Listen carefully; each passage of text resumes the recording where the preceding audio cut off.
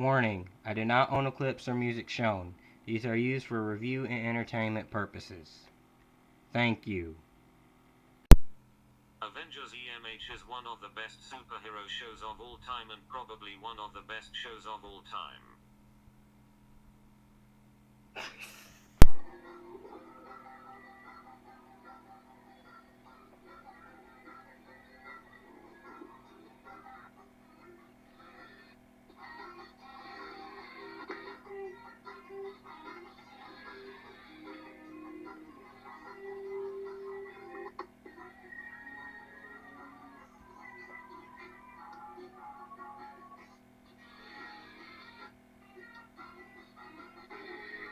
Greetings, guy pals and gal pals. It's me, Camden, on Channel Camden.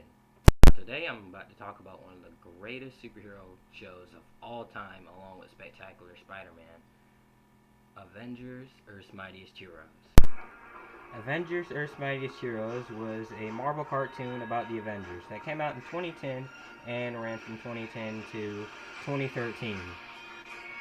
And it based a lot around the comics, especially the Jack Kirby, Stan Lee era. Also, it aired on Disney XD.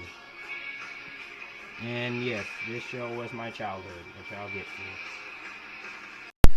to. The show started out with the official roster of Iron Man, Hulk, Wasp, Thor, and Ant-Man, like the first Avengers comic.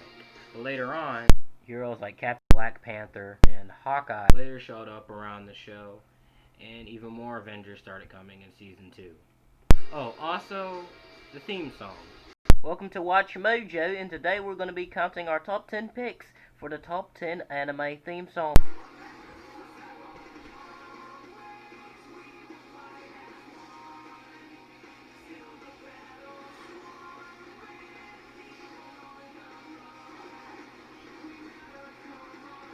Also, I would like to say the animation of the show is great, and it looks amazing, by the way. Now, how's the characterization of the Avengers?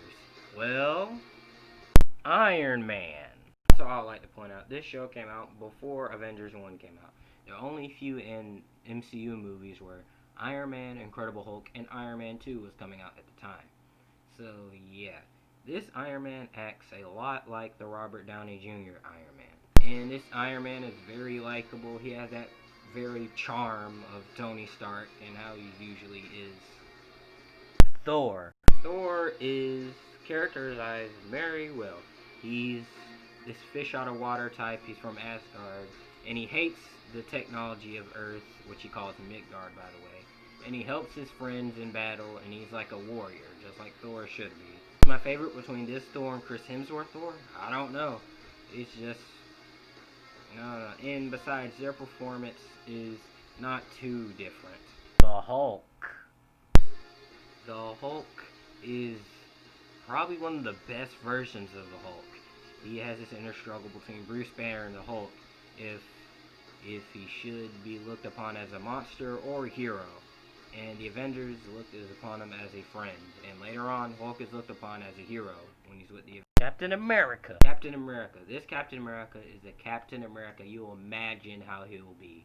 He is very well characterized, and he has a very big spirit, and he's very inspirational and a role model. And like I said, his inspirational speeches. Today we had a name for someone like you. Yeah? What's that? Hero. I've been watching you, Hulk. No matter how scared people are of you, no matter how much you're hounded, you always do the right thing. The truth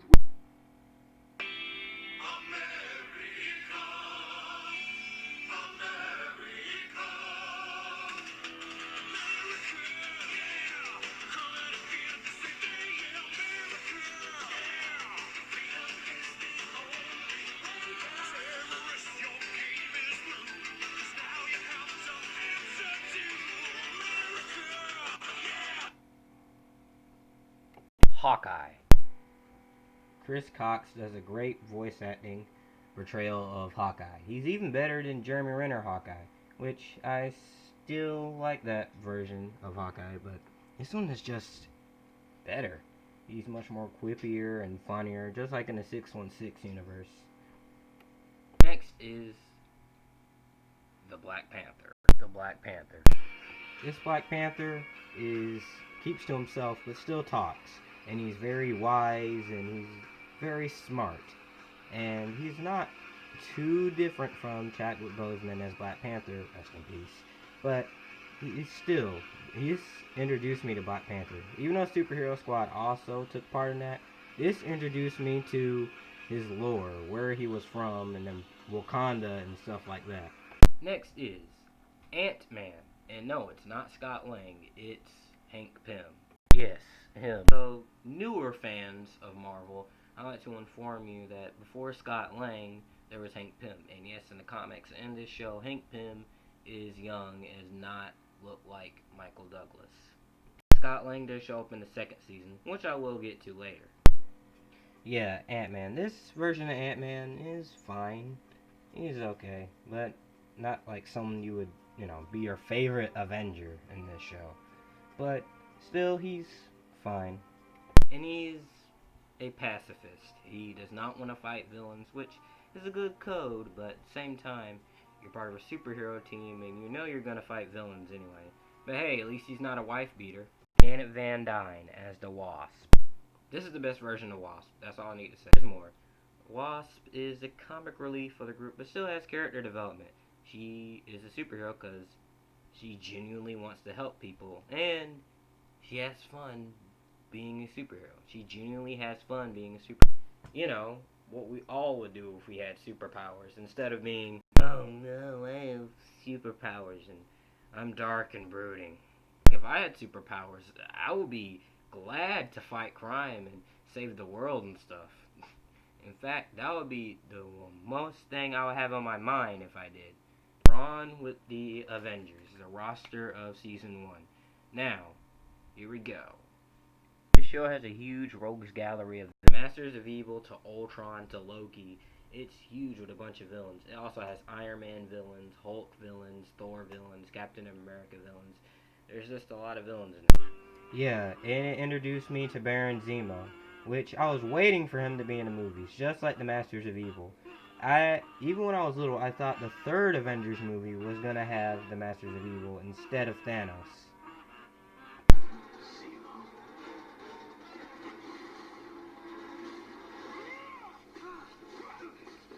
With Loki's eye. Also, I would like to mention Nick Fury's in this show, but he's not bald yet until season 2. That's where he goes full 100% Samuel Jackson. Also, Maria Hill is here, and I do not like Maria Hill. In the MCU, she's okay, but in the comics and Avengers EMH, she is annoying. In the show, she's very uptight and serious. She's like Angela Martin if she was a S.H.I.E.L.D. agent. And yeah, there's season 1. Now, season 2. Season 2 goes even more ambitious, even more bigger and grand scale than before. The season 2 focuses on the cosmic aspects of the Marvel Universe, like Skrulls, Galactus, and many other things. Also, the Avengers has many team-ups in this show. The Avengers, in the first episode of season 2, team up with the Fantastic Four. And also, Hulk and the Thing's dynamic is great. In anything the Hulk and the Thing are in the same thing, they're always funny with each other because they're both the strong guys. Everyone, just be cool. He started it. What is it with you two anyway? Grim's just sort of. So the show has hands down the best version of Doctor Doom we have ever had. Yes, a cartoon Doctor Doom is way better than all the live action Doctor Dooms. Wow. Also, they team up with Luke Cage and Iron Fist. Also, Scott Lang is Ant-Man now, and Hank Pym is the Yellow Jacket. Yellow Jacket. Also, for your newer Marvel fans. Originally in the comics, Hank Pym became the Yellow Jacket, a new superhero persona. But he joined the Avengers again, though. So the same happens in this show.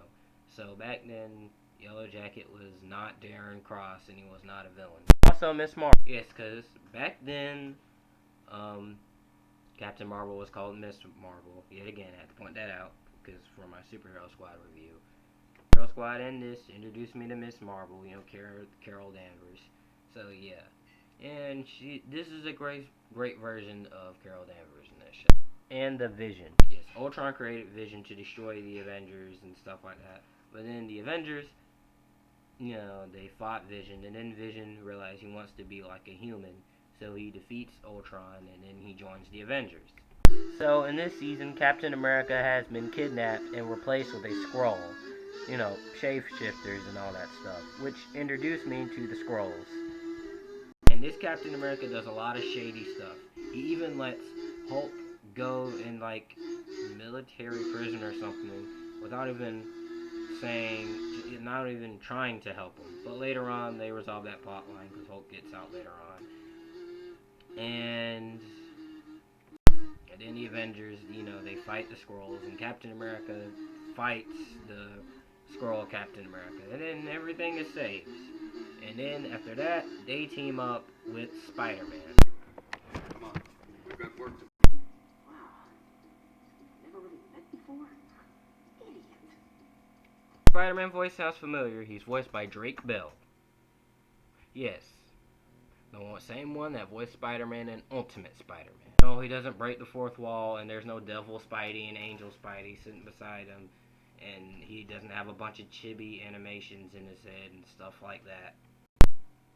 Oh, and originally it was supposed to be Josh Keaton to voice Spider-Man in the show, but they didn't. They recorded a whole thing until, Josh Keaton sounds familiar. He voiced Spider-Man in...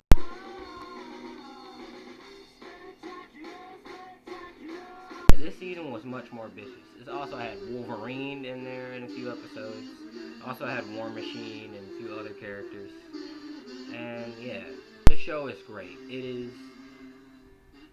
pays homage to a lot of the Marvel Universe, and it has a lot of inspiration from the Steve Ditko, Stan Lee, Jack Kirby era. And it also is this show trying to rival Justice League Unlimited, because it seemed like it is. Expanding their universes, also having definitive versions of their heroes. So at every good show that you have, what do? You cancel it. Yes, they cancel it because the Avengers movie was very, very, very, very popular. So they just cancel it just to make a show that was similar to the movies. It's a very dumb decision, because Avengers EMH was doing good with views. So, what I never noticed is Avengers EMH did not get that much merchandising. Yes, it had DVDs, but not that much. The made online, though. Because there's a lot of toyetic things that could just make toys out of. But this show was a great show, and it introduced me to things of the Marvel Universe, which leads me into childhood talks. Yes, even when the show ended, I watched it all the time on Netflix, and the show that I watched the most on Netflix. Before we had to cancel Netflix. Also, when the first Ant-Man came out, when I heard about a Scott Lang, I was like, who's Scott Lang? It's Hank Pym. That's Ant-Man. But whatever, Scott Lang is even better than Hank Pym in my opinion. Also, when I saw Black Panther in the Civil War trailer, I was like, cool, Black Panther, because I already knew who he was. Also, the show introduced me to Red Hulk and the Guardians of the Galaxy before the movie even came out. Or the people even cared about Guardians of the Galaxy. The movie made me love them more, though. The show also made me introduced to Vision and Ultron. So when I first heard about Avengers Age of Ultron, me as a 7-year-old, I was like, yes, the show was very impactful in my childhood, along with Spectacular Spider-Man, Superhero Squad, and Iron Man Armored Adventures. Now, that would end our segment of childhood talks. But if someone say, your show is bad, it's overrated, don't listen to them, and just enjoy your show. It is on Disney Plus, and you should binge it. Is there any way the show could come back? Yes. Spectacular Spider-Man has issues with it coming back because there are rights issues and, companies and stuff like that. Avengers EMH, Disney has the rights to Avengers EMH. So all they have to do is contact Christopher Ross, the creator of the show, to write more episodes of Avengers EMH. And besides, if Clone Wars, Young Justice, and Samurai Jack came back, then why not Avengers EMH? Yeah, I'm doing this video because right now, as I'm recording it in 2020, which is a crazy year, by the way, it is Avengers EMH's 10th anniversary. So, yeah. 10 donuts This thing is a masterpiece. If Avengers EMH will ever come back, I will react like this. Now, I might listen to the theme song for a whole hour. So, if Spectacular Spider-Man comes back, I will cry with tears of joy. I'll listen to the theme song for an entire hour around the house, and I will sing along to it. And I will go outside and scream, yeah! Anyway, thank you guys for checking out this video, and I hope you check around and subscribe, like, and comment, not even mean comments, and click on the notification bell. So, yeah. Bye-bye.